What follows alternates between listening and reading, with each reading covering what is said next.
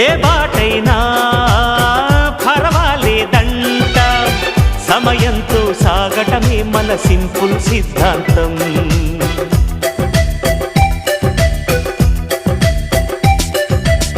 చిరుగాలికి పరిమళమిచ్చే సిరిమల్లెల వనమై ఉందాం, గగనాన్ని నేలను కలిపే హరివిల్లుల బంతెన అవుదాం. ఆనందం అంటే అర్థం మనమందా, ప్రతి పూట పాటై సాగే హుషారు సరిగమలో. ఎన్నో ఎన్నో రాగాలుండే సంగీతం కాదా, చల్లకి నవ్వుల కేరింత.